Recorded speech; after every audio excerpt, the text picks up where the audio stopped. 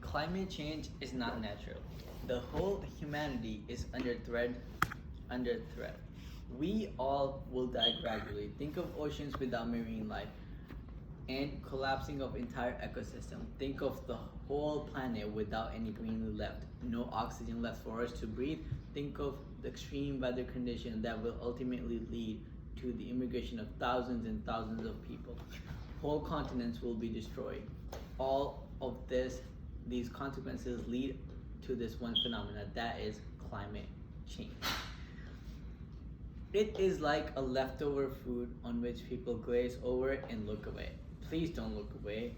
Climate change is not just a word, it is a realistic time ticking waiting to explode bomb. It is real. Global temperature will rise above 41 Fahrenheit before the end of this century. For example, at 39.2 Fahrenheit, 44% of the vegetation will lose half of their geographic range. Plants and insects will lose over 2/3 of global grain yields will dramatically fall. The world's economy will shrink by 30%, and excessive debts in the US increase by over 700%. Some people say that climate change is natural and we shouldn't worry, as climate change has been naturally occurring since the earth has formed, from the sun's output, volcanoes bursting, and tilt of earth, or emissions from rotting vegetation. None of these aspects can account for contemporary global warming. Once carbon dioxide is emitted in the atmosphere, it stays there for almost 300 to 1,000 years. According to United Nations report on extinctions rate can be up to 100 of times higher than any point in past 10 million years. A third of marine mammals, shark, corals are on the blink. We have destroyed a third of planet's forest cover in last 2 centuries alone. As the agriculture, timber, biomass industries show no sign of slowing down from the past 50 years, 50% of the fish stock is consumed by us. Each year, we cut down more than 1 million acres of Canada's boreal forest just to make a product like toilet paper. Another 60% fishes are fished at their maximum levels. Carbon population is polluting and warming the oceans. We are highly dependent on nature. Seeds are used to grow vegetation and fruit. We use fresh water, lake water for drinking purposes. We use forests to produce medicine. We live on seafood provided by the ocean. 1 million pending extinctions is a huge threat to our own quality of life on this planet, and our continued existence on it. Climate change is expected to accelerate health problems like malnutrition and undernutrition, and the explosion of many other pandemics that already pose a major burden on and vulnerability of vulnerable populations.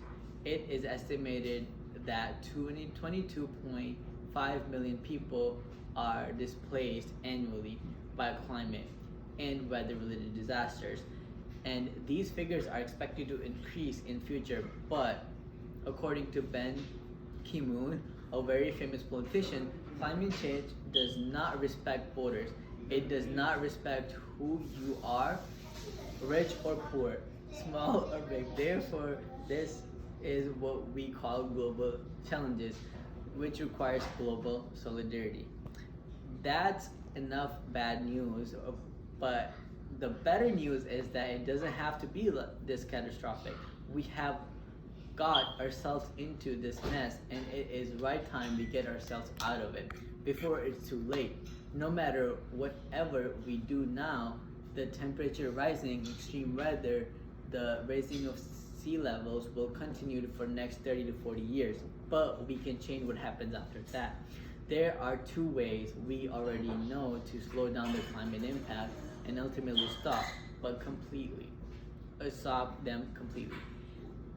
Mitigation and adaptation. Mitigation means reducing or stopping the activities of humans which are affecting the climate system. For example, by cutting our emissions of green gases, CO2.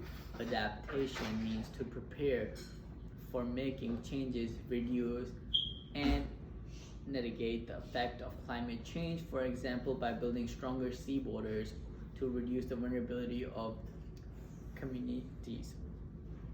Greta, a 17-year-old, raised her voice in United Nations Climate Action Summit to raise awareness about climate change. The problem is not that climate change is happening and we are already doing a lot to tackle it, but the problem is we are still not doing what we are capable of. Why is it not the most top priority agenda in every country's policy?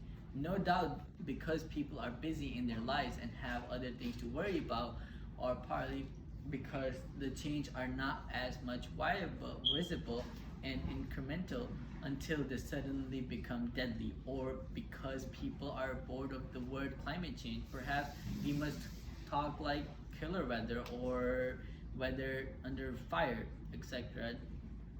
Now, changing ourselves right now is the moment to take a step forward and change the reality that if we ignore it will become inevitable.